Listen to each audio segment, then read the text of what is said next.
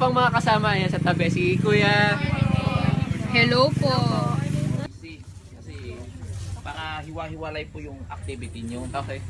Ang sa Team A, Hello, kuya.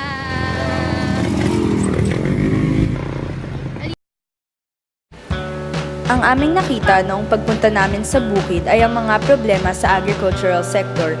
Isa sa mga problema ay ang pagbabago ng panahon. Ang Pilipinas ay nakakaranas ng El Nino o tag-init at El Niña o tag-ulan.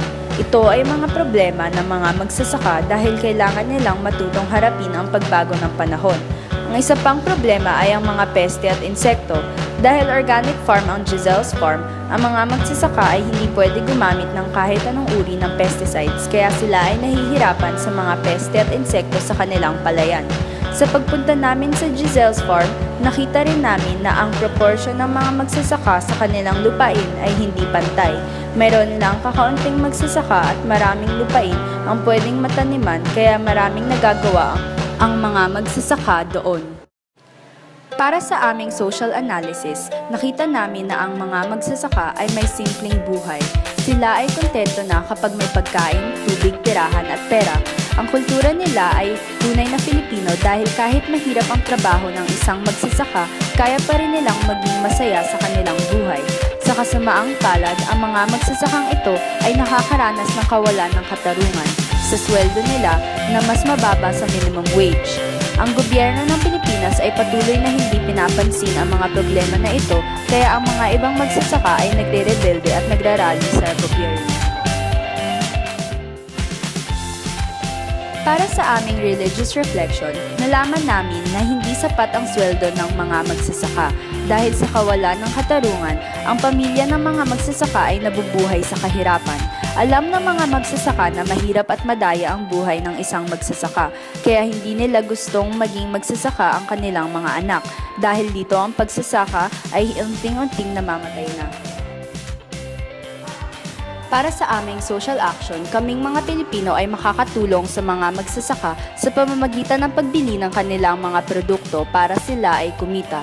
Ang isa pang paraan ay pagsisali sa mga proyekto na nais magbigay ng tamang edukasyon para sa mga magsasaka. Pwede rin kaming gumawa ng mga programa na ang mga tao ay mas magiging interesado pa sa pagsasaka at agrikultura. Panghuli, ang paggamit ng social media. Dito, mas mabilis kumalat ang balita tungkol sa mga problema ng mga magsasaka. Ang pagsasaka ay mas madaling sabihin kaysa gawin. Pagkatapos ng aming farm visit, napagtanto namin kung gaanong kahirap maging magsasaka. Pagtatrabaho lamang sa ilalim ng araw ay hindi kaya ng kahit sino mang tao. Ang magsasaka ay nagsusumikap, kaya kailangan nilang mabigyan ng karangalan sa ginagawa nila.